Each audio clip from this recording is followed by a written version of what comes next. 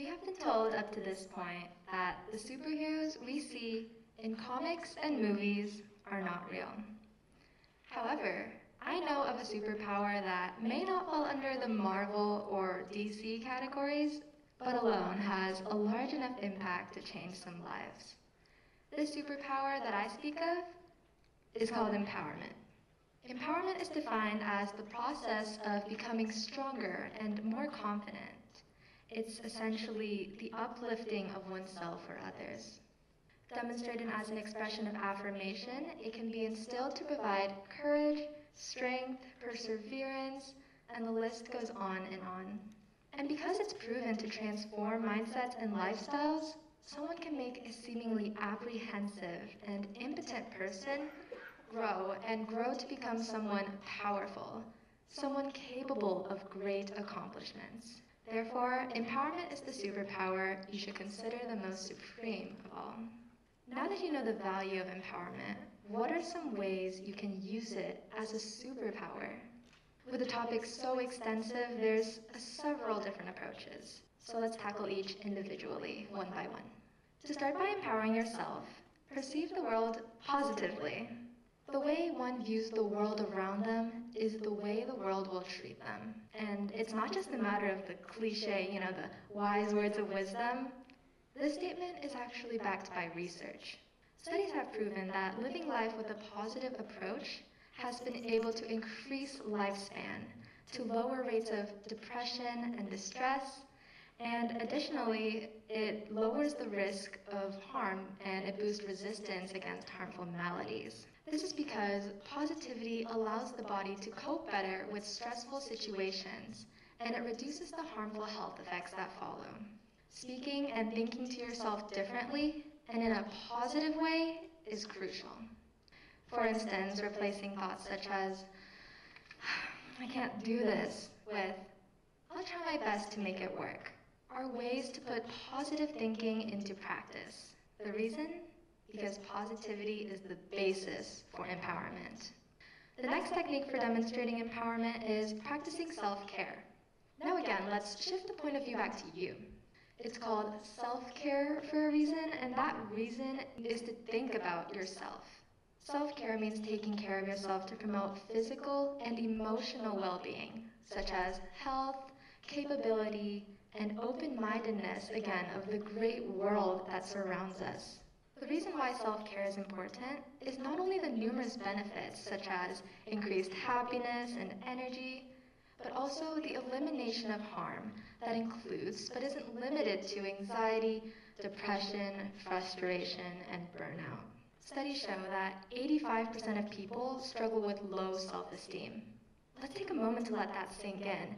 85% of people, over 3/4 of our giant population, which currently consists of approximately 7.7 billion people. I'm sorry for that statistical jumble just now, but gee, that's a lot of people. And to think that all those people struggle with the risk of numerous amounts of harm following low self-esteem is tragic. But that's not what this speech is about.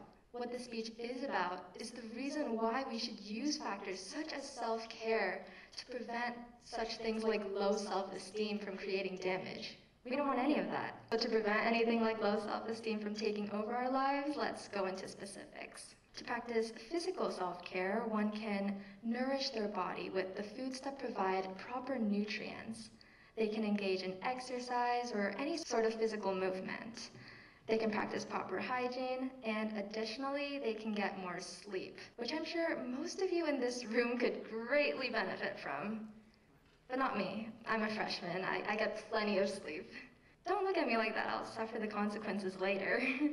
Anyway, to practice emotional self-care, one can implement gratitude, practice meditation, and suppress negative emotions, and all of this will lead to more empowering outcomes in life. Remember to practice self-care, as it is majorly important for empowerment. Moving on, the next way to implement empowerment in life is to set perfectly reasonable and achievable goals. Goal setting is an important asset for empowerment because it sustains that momentum in life. It's important to make sure goals are reasonable before committing to them because jumping to a challenge from the beginning will not result in a very high success rate. And additionally, it may even make the goal appear unattainable, when trust me, it really doesn't need to be. Studies have proven that diligence, hard work, persistence, and so on, alone are all beneficial. However, they aren't enough for the most important goals in life. The lack of an effective strategy will not result in the desired outcome, and it may be the crush to a road to empowerment. But that's not where we stop. After over a decade of research on goal setting, Dr. Edwin Locke revealed that the 90% success rate of accomplishments came from goals that were specifically targeted and not overly challenged. Empowering yourself to take small steps leading to that large outcome will result in your achievement falling into that 90% success rate. I don't want to make this a drag, but to clear this concept up, here's an example.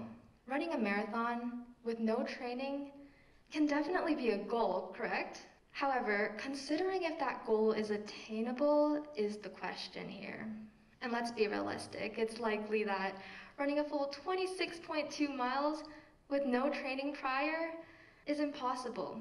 However, setting smaller goal increments to train and build endurance can lead to the success of completing that full marathon in the long end.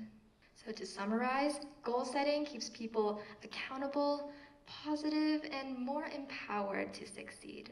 Goals inspire us as human beings to create change, to motivate ourselves, and to do the job of fostering empowerment. Remember that empowerment is easily accessible to be shared with others. It is not exclusive to just oneself. In fact, empowering others is actually what completes that superpower categorization, because what's a superpower if it only benefits yourself? No two people are born the same way, and therefore no two people are born with the same set of skills and knowledge to share. Taking advantage of this uniqueness and mentoring others to expand their talents is empowerment. Take all the benefits and all the statistics from earlier and imagine being able to share that with others. It's so powerful to transform others' lives using empowerment and to be one of the uplifters of humankind. Today, I introduced the topic of empowerment and spoke on the large quantity of benefits. Then I shared the different ways to incorporate this skill in life and how to allocate it to others as well. Lastly, I conclude with my final statement. The key point to take from this message is that, indeed, invisibility, shape-shifting, telekinesis, and laser eyes are all impressive. They really are. However, there is no power greater and more strong than the one that can provide positive change and success in everyone, and that is empowerment. Thank you.